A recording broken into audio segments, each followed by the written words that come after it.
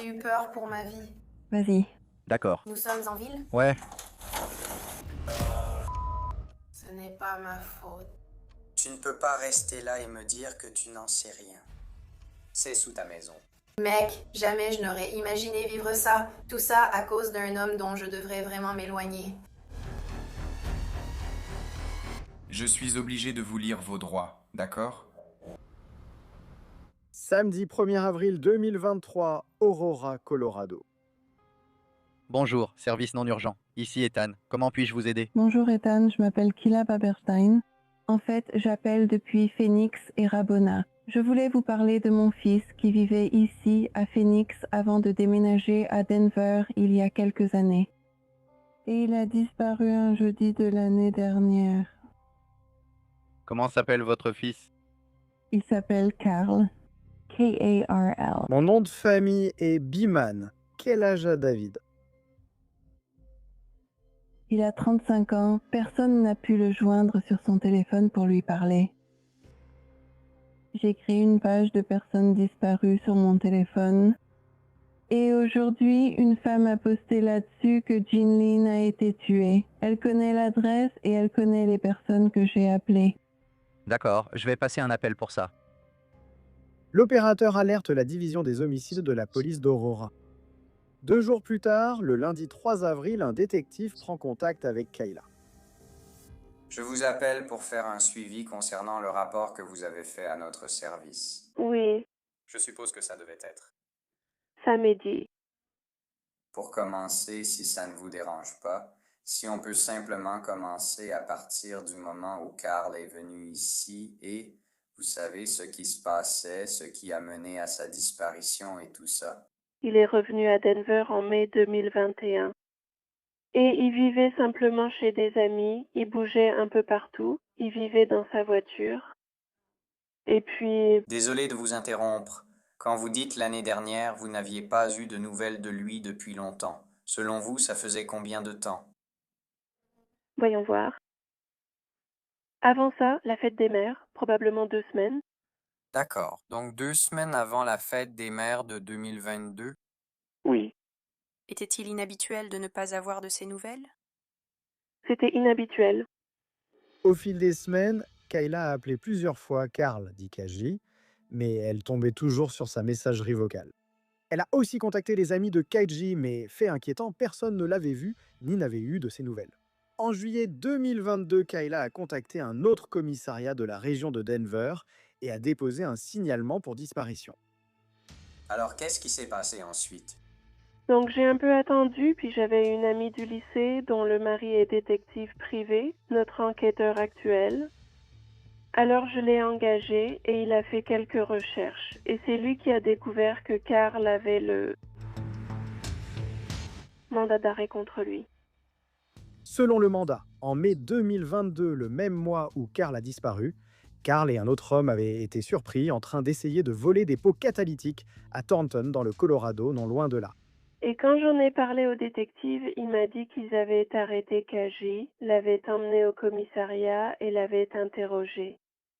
Mais à ce moment-là, il n'avait pas de preuves, donc il a dû le relâcher. Et puis, je crois qu'un jour ou 2 plus tard, ils ont obtenu une vidéo qui le montrait en train de le faire. D'accord.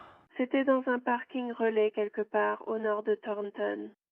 Et donc, je ne sais pas. Ensuite, certains de ses amis m'ont dit parce qu'il a une formation militaire. Et ils ont dit, tu sais, si KG voulait partir dans la nature et se cacher, tu sais, il serait capable de le faire. Donc, j'ai un peu pensé que c'est peut-être ce qu'il faisait parce qu'il avait le mandat d'arrêt.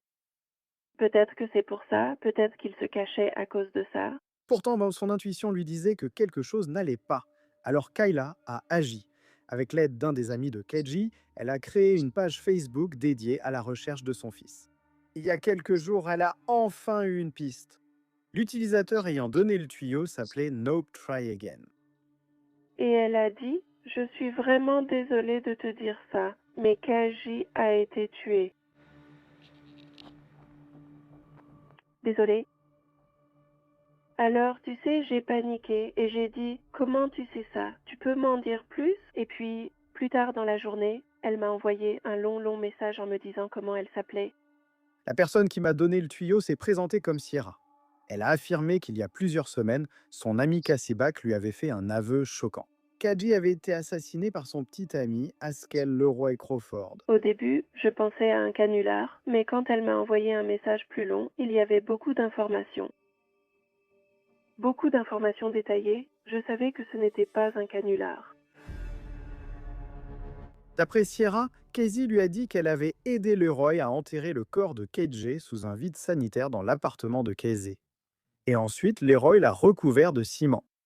Après avoir échangé plus de messages, Sierra a donné son numéro de téléphone à la mère de KJ. Alors la mère de KJ a contacté le service de police qu'elle avait joint en juillet 2022 pour finalement découvrir que l'officier avec qui elle avait parlé n'avait jamais réellement déposé le signalement de disparition de son fils. D'accord. Ont-ils donné une raison? Elle ne sait pas. Elle s'est excusée, disant ignorer ce qui s'était passé. Est-ce que tu pourrais copier les messages qu'elle t'a envoyés? Oui, je te laisse t'en occuper tout de suite. D'accord. Et je te tiendrai au courant, d'accord? D'accord. Plus tard dans la journée, les inspecteurs de la police d'Aurora parlent avec Sierra. Elle jure que tout ce qu'elle a dit à la mère de KJ est vrai. Le mois dernier, Casey était venue chez elle, sous l'emprise de drogue, et a commencé à divaguer en disant que Leroy avait tué KJ et qu'elle l'avait aidé à nettoyer. Au début, Sierra n'a pas cru Casey. Puis elle est allée sur Interne et a commencé à chercher des informations sur KJ. Lorsqu'elle est tombée sur la page Facebook que sa mère avait créée, Sierra a été horrifiée de réaliser que Casey disait peut-être la vérité. Effrayée à l'idée d'aller voir la police, elle a décidé d'envoyer un message à la mère de KJ à la place. Après avoir parlé avec Sierra, les enquêteurs poursuivent leurs recherches et font une découverte cruciale. Lorsque KJ a été arrêté en 2022 pour vol de pots catalytique, il a été arrêté aux côtés de nul autre que Leroy Crawford. Cela donne aux détectives un lien direct entre leur victime présumée et son meurtrier présumé. Leroy n'est pas non plus étranger à la violence. En septembre 2022, plusieurs mois après la disparition de KJ, Leroy a été arrêté et incarcéré dans le comté de Jefferson pour une tentative d'homicide sans rapport avec l'affaire. Le 4 avril 2023, le lendemain, la police se rend à l'appartement de Cassie Bach, muni de mandat. Tes mains là-dessous. S'il te plaît, est-ce que tu as... Un mandat d'arrêt? On va t'expliquer ça dans une seconde. Je vais t'enlever ton sac à dos. Prends tes affaires ici. C'est Cassie ou c'est Cassie? D'accord, Cassie. Nous avons aussi un mandat de perquisition pour l'appartement. Oui, je comprends que vous avez 2 chiens là-dedans. Ils sont gentils? Non? D'accord. Comment ils s'appellent? Ils sont en train de l'attacher maintenant. Tu sais qui ils sont? D'accord. Alors, laisse-moi juste t'installer ici, et ensuite on t'expliquera plus en détail ce qui se passe. Casey dit à la police que ses 2 enfants vivent également dans l'appartement. Une fois que sa mère a prévu de venir les chercher à l'école, Casey est conduite au poste de police d'Aurora pour être interrogée. Nous avons récupéré le chien. Avec ses chiens en sécurité, la police exécute les mandats de perquisition et entre dans l'appartement de Casey.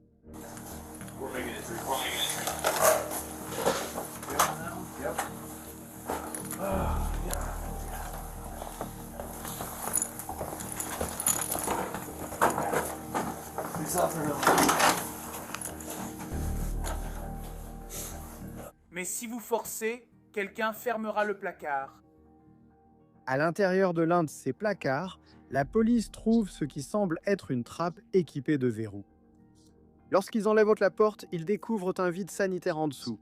À l'intérieur du vide sanitaire, une odeur nauséabonde emplit l'air. Elle provient d'un grand monticule de béton suspect.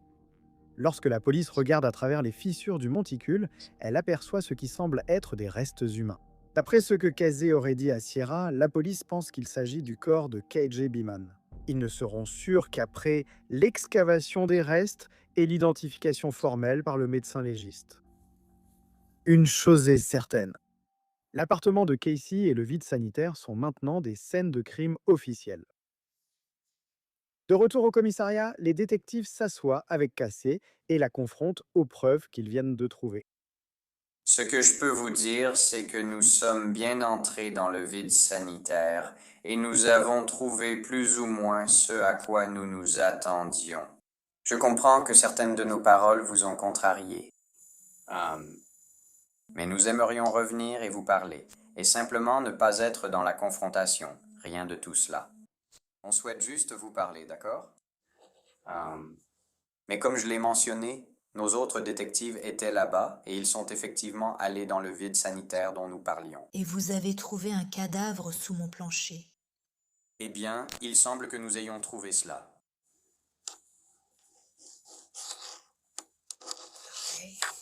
D'accord, allez, allons-y. Eh bien, ça dépend un peu de vous. C'est pour ça qu'on vient ici pour te parler. Et on en est un peu à ce point où, évidemment, il va y avoir une enquête en cours, non? Il y a beaucoup de travail à faire pour nous, mais maintenant, c'est ton moment, d'accord? Maintenant, c'est ton moment. Pour dire ce que tu as à dire, pour essayer de nous donner ta version, parce qu'il est peu probable que tu aies une autre occasion de nous donner ton point de vue. Je ne sais même rien à ce sujet. Comment pourrais-je dire ce que j'ai à dire avec quoi? Le détective la confronte. Il affirme qu'un témoin a rapporté à la police que Cassie lui avait dit que Keiji avait été assassiné et enterré dans son vide sanitaire. Et Casey, voici le marché. Nous essayons de te respecter car nous pensons que tu n'es pas la principale personne concernée par cette affaire. Non, ce n'est pas le cas. C'est pour ça que, faute d'un meilleur terme, on essaye d'être indulgent, d'accord? Parce que nous ne pensons pas que tu sois la personne qui a créé tout ce bazar, d'accord? Mais nous pensons que tu es au courant, et nous pensons aussi que tu as peut-être été impliqué d'une manière ou d'une autre pour amener ça ici en dessous. Donc c'est ta chance de décider de la direction que nous allons prendre avec ça. Je ne sais rien à ce sujet. D'accord. Eh bien, c'est ça le problème. Tu ne peux pas t'asseoir et me dire que tu ne sais rien à ce sujet, alors que toute la raison pour laquelle on est ici, c'est parce que tu as dit à quelqu'un que c'est ce qui s'est passé. Oui, tout ça est inventé parce que je n'ai pas dit ça, moi. Eh bien, ce n'est pas inventé. C'est quoi ça? Dis-le-moi, c'est sous ta maison. On dirait juste 2 morceaux de bois, mec. Tu as raison, ça ressemble à 2 morceaux de bois. Qu'est-ce que c'est? Est-ce que j'ai l'air d'être une criminelle? Avons-nous dit ça? Non, nous n'avons pas dit ça, n'est-ce pas? Nous ne vous avons jamais accusé d'être une criminelle. Nous n'avons fait aucun commentaire. Je voudrais, malgré son innocence proclamée, Cassie Bash ne va nulle part. Elle est accusée de complicité de crime et jetée en prison. Vers 19h44 ce soir-là, la police reçoit un appel d'un homme se présentant comme le nouveau petit ami de Cassie. Il dit que Cassie vient de l'appeler depuis la prison et qu'elle est prête à parler. Les enquêteurs la rencontrent de nouveau. Tenez-vous là-bas. Merci. Merci.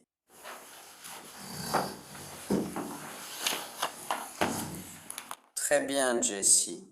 Eh bien, nous avons été contactés par ton petit ami et il nous a dit que tu aimerais nous parler. Oui. Je veux juste confirmer que c'est bien ça, que tu aimerais nous parler. Tu comprends qu'avant, tu as demandé un avocat, non? Oui. Et tu comprends que tous ces droits s'appliquent toujours à toi. Oui. D'accord. Cela étant dit, voudrais-tu nous parler maintenant? Oui. D'accord. Que pouvons-nous faire pour toi? Comment pouvons-nous t'aider ou que vas-tu dire? Non, vous ne pouvez sûrement pas m'aider. Je sais juste que je ne veux pas que ces accusations soient portées contre moi parce que je n'ai pas fait ça. Casey dit au détective que Leroy est le père de ses enfants. Ils ont eu une relation en dents de scie pendant des années. Elle a connu KJ grâce à Leroy. KJ et Leroy étaient autrefois si proches que leurs enfants l'appelaient même Oncle Carl. Mais en 2022, après que KJ et Leroy ont été surpris en train d'essayer de voler des pots catalytiques, Leroy s'est retourné contre KJ. Une nuit, il parlait de lui et de Kaji qui avaient des problèmes et il pensait que Kaji était une balance. Il travaillait avec les flics et qu'il fallait s'en occuper.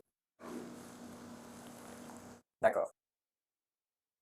Et maintenant, tout ce dont je me souviens, c'est que je rentrais du travail. Et quand je suis rentrée chez moi, il était dans mon appartement. Et Keiji était déjà mort dans ma chambre. et il m'a forcé à l'aider à déplacer KG.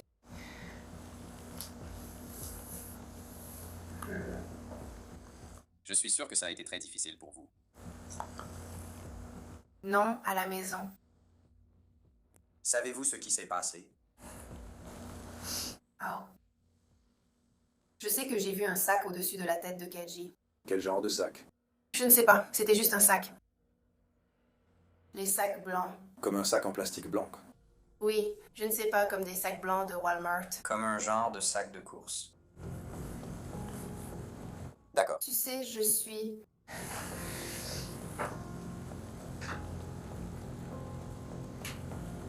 Tout va bien, prends ton temps. Je ne sais pas, mec. Je n'ai jamais pensé que ce serait ma vie. Je n'ai jamais pensé que tout ce qui s'est passé dans ma vie serait ma vie.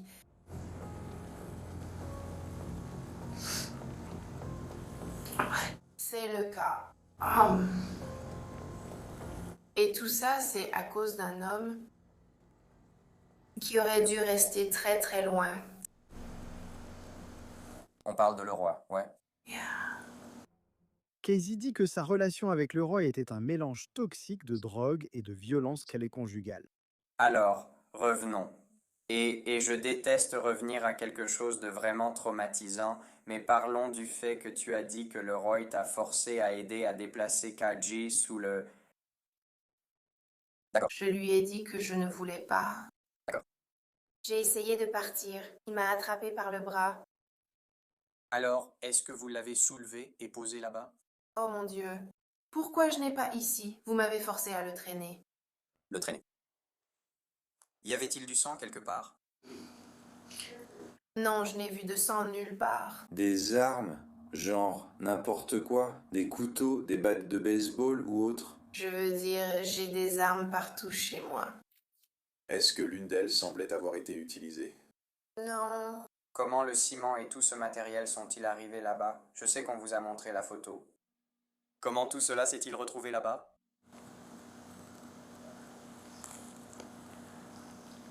Je pensais que ce serait trop dur à cacher et à voir.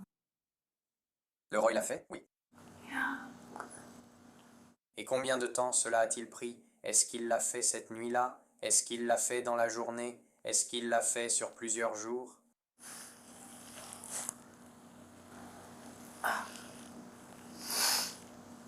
Je pense qu'il l'a fait le lendemain. Les détectives pressent Casey pour obtenir plus de détails sur le meurtre de KG, mais elle semble plus préoccupée par elle-même. Est-ce que ça va m'aider? Nous serons totalement francs avec vous. L'accusation que nous portons ce soir ne va pas disparaître, d'accord? Cela étant dit, nous allons mieux comprendre ce qui s'est réellement passé et à quel point vous étiez réellement impliqué. C'est évidemment une situation très grave. Je sais que c'est sérieux. Je sais, d'accord. Donc, et on ne veut pas te mentir. Tu sais, on pourrait simplement mentir et dire que tu peux nous dire ça et que tout disparaîtra. Malheureusement, ce n'est pas la vérité. Ce n'est tout simplement pas la vérité. D'accord. C'est important pour nous. Exactement quel était ton rôle? Je ne voulais pas y jouer un rôle. Je sais, mais tu t'es retrouvé dedans. Sans accord garanti, Casey est de moins en moins coopératif. Essayons simplement d'établir une chronologie linéaire de ce qui s'est passé ce jour-là. D'accord? Tu l'as mentionné, je vais t'aider, d'accord? Corrige-moi si je me trompe. Tu as dit que le roi était énervé parce qu'il pensait que Kaji balançait ou dénonçait à la police. C'est bien ça? Oui. C'était avant que tout ça n'arrive? Oui. Tu as dit qu'il a mentionné qu'il fallait s'en occuper. Je ne veux pas te faire dire des choses que tu n'as pas dites, d'accord? Donc si je me trompe, corrige-moi, s'il te plaît. Non, ce n'est pas ce que j'ai dit, mais oui. D'accord, je croyais que tu avais dit quelque chose dans ce genre. Peut-être que je me trompe. Alors, qu'est-ce qu'il a dit? Maintenant, je me mélange toute seule. Regarde. Je sais seulement que ce n'est pas moi. Finalement, Casey se renferme. Le 5 avril 2023. Le lendemain, la police fait appel à une équipe d'experts pour exhumer les restes humains dans le vide sanitaire de Casey. À 43 km de là, les détectives de la police d'Aurora arrivent au centre de détention du comté de Jefferson. où Leroy Crawford reste en détention pour des accusations de tentative de meurtre dans une autre affaire. Bonjour à tous ce matin. D'accord. Nous sommes des détectives du service de police d'Aurora et nous travaillons à la brigade criminelle, d'accord? Nous sommes ici pour vous parler d'une affaire en cours d'enquête. Je veux que vous sachiez que nous ne sommes pas ici pour parler de l'affaire pour laquelle vous êtes en détention, d'accord? Il est important que vous compreniez cela. Il est également important que vous compreniez que nous enregistrons tous nos entretiens, d'accord? C'est une obligation de l'État. Vous voyez tous les policiers avec une caméra piéton et tout ça. Maintenant, puisque vous êtes ici, je suis obligé de vous lire vos droits, d'accord? Et je suppose que vous êtes déjà passé par là auparavant, donc vous comprenez un peu comment ça fonctionne. Vous êtes en garde à vue, je vais vous poser des questions, d'accord? Très bien. Je ne sais pas. La dernière fois que j'ai parlé à Cobbs, je sais ici. Si c'est le cas, je vais simplement vous expliquer la situation, d'accord? Nous enquêtons actuellement sur une situation à l'appartement de la mère de vos enfants, et c'est Casey, n'est-ce pas? D'accord. Et en fait, nous sommes en train d'exécuter un mandat de perquisition là-bas.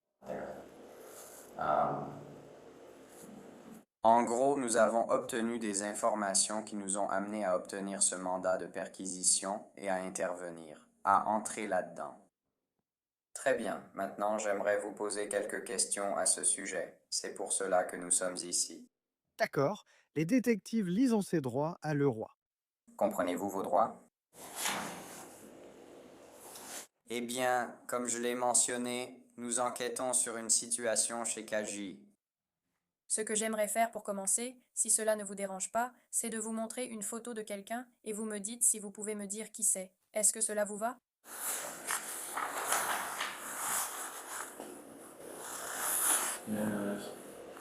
Qui est-ce? C'est Kaji. Kaji, qui est Kaji pour toi? C'était un de mes amis.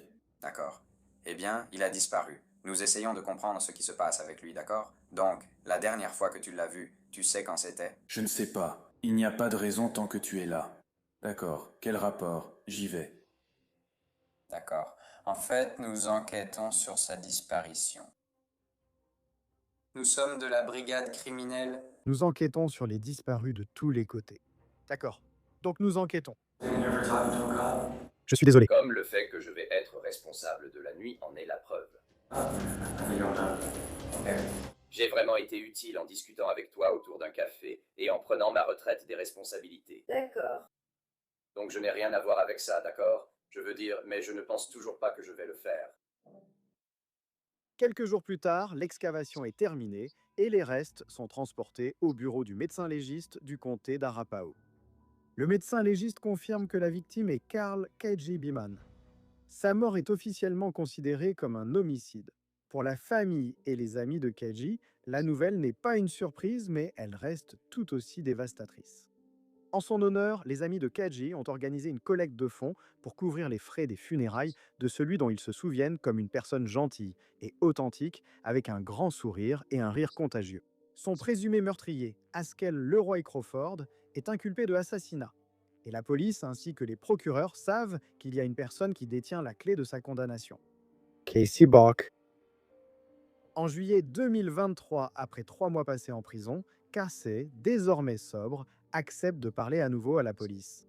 Cette fois, elle ne cache rien. Eh bien, au départ, on voulait simplement te donner une autre chance de nous raconter ce qui s'est passé ce jour-là. Ensuite, on pourra te poser plus de questions. Je ne me souviens pas pourquoi Kajay venait, mais tout ce dont je me souviens vraiment, c'est que Leroy avait un 9 mm sur lui et il me l'a pointé dessus, alors je ne voulais pas faire ce qu'il disait. Donc Leroy t'a pointé l'arme dessus et a dit que tu allais faire ce qu'il disait. Donc tu as ouvert la porte à Kaji. Ouais. Il m'a dit d'apporter son arme à Kajay. D'accord. Est-ce que Leroy se cachait? Il était à l'arrière? Non? Il se cachait au coin parce qu'ils sont entrés par ma porte de derrière. D'accord, compris. Donc Leroy se cache ici. Très bien, puis Kaji arrive par la porte coulissante. Il m'a dit de marcher jusqu'à la porte derrière lui. D'accord. Et ensuite? J'ai fait entrer Kaji. Je suis presque sûre. Je vais dire « Hé, tu veux fumer ?» Et c'est vraiment génial.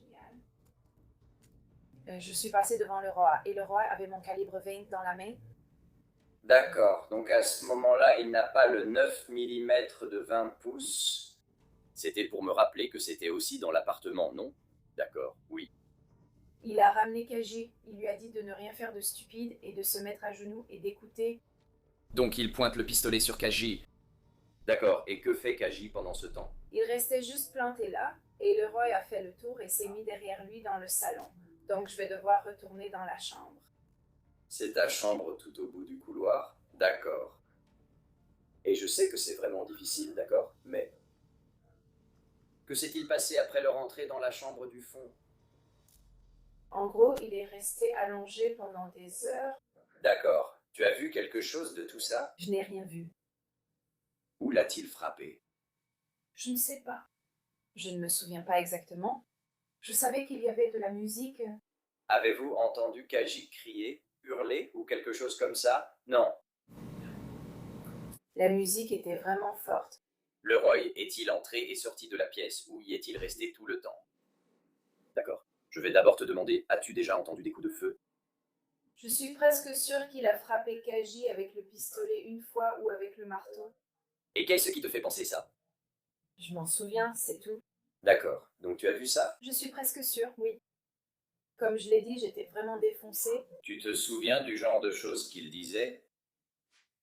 Je crois qu'il voulait lui soutirer des infos. Je pense que KGG travaillait avec les fédéraux. D'accord. Donc le Roy pensait que Kaji travaillait avec le gouvernement ou la police ou quelque chose comme ça. Casey dit que, pendant des heures, le Roy a tourmenté et torturé Kaji dans sa chambre. Au lever du soleil le lendemain matin, cela s'est arrêté. D'accord. Donc là-bas, tout ce que j'ai vu, c'était Kaji à droite de mes toilettes. Et le roi lui avait enroulé un fil autour du cou. Et il tirait vers le haut depuis mon dos. Avec ma douche, il était emmêlé dedans. D'accord. Donc Kaji est tiré par le cou avec ce fil, et ce fil est enroulé autour du pommeau de douche. La douche est courbée. Porte de douche? D'accord. À ce moment-là, est-ce que Kaji avait l'air d'être encore en vie? Je suis désolé, je sais que c'est difficile. Qu'est-ce qui m'a fait penser ça? Qu'est-ce qui t'a fait penser qu'il était mort? Comment as-tu pensé? C'est ce que les gens voulaient cette nuit-là, le tuer. Le Roy lui a ordonné de l'aider à nettoyer la scène du crime. Casey a senti qu'elle n'avait pas d'autre choix que de lui obéir. Il venait juste de tuer son meilleur ami. J'étais vraiment effrayée. J'avais peur pour ma vie. Et il était là, assis, en train de dire qu'il allait me violer. Je pense seulement que mes enfants vont bientôt se réveiller et il m'oblige à nettoyer le sang de son meilleur ami. Donc j'étais vraiment effrayée. Casey se souvient que le Roy a enveloppé le corps de Keiji dans une housse de matelas blanche, puis il l'a forcé à l'aider à déplacer le corps de Keiji de la salle de bain jusqu'au vide sanitaire. Puis le Roy est parti. D'accord. Donc maintenant Kaji est sous le vide sanitaire. Et tu as dit que le Roy est parti et n'est pas revenu pendant, je crois qu'au début tu as dit quelques jours. À peu près combien de temps penses-tu que c'était? Je ne sais pas. Je ne peux vraiment pas m'en souvenir. Je sais que ça a pris 2 ou 3 jours avant qu'il le recouvre. Et qu'est-ce qu'il a apporté avec lui pour faire ça? 3 sacs de béton. Son atelier était déjà chez moi, donc je suis presque sûre qu'Amita et moi étions déjà là. Mon Dieu. Donc après qu'il ait fait ça, et est-ce que tu sais à peu près combien de temps il a été un peu comme ça? Je ne sais pas. Est-ce qu'il t'a dit quelque chose après ça? Quel était, je suppose, quel était son comportement après tout ça? Nous n'allons pas parler de ça. Est-ce qu'il a fait des menaces à ce moment-là? Oui, il ne disait pas qu'il me ferait du mal s'il apprenait la vérité. Il a dit que des gens me surveillaient et que des gens sauraient au cas où j'en parlerais à quelqu'un. Est-ce que tu as une idée précise, et je ne m'attends pas à ce que tu puisses donner une date exacte sur le calendrier ou quoi que ce soit, mais maintenant qu'on a tout revu, est-ce que tu as une idée approximative de quand ça s'est passé? Évidemment, il a dit que c'était en été. Non, je ne me souviens pas vraiment. C'était il y a un moment. D'accord. Donc je ne me souviens pas vraiment. Alors que l'entretien touche à sa fin, les enquêteurs posent une dernière question. Quand on t'a parlé la deuxième fois, la dernière fois quand on t'a emmené à la prison et que tu nous as donné une version un peu plus précise de ce qui s'est passé, pourquoi ne pas nous avoir tout raconté à ce moment-là? J'ai tellement peur. D'accord, et peur de quoi? Qu'est-ce qui allait m'arriver? Ma sécurité, mais aussi celle de mes enfants. Le roi sait toujours où sont mes enfants, et ça ne m'étonnerait pas qu'il fasse quelque chose pour leur faire du mal. En échange de sa coopération, les procureurs proposent un accord à Cassie.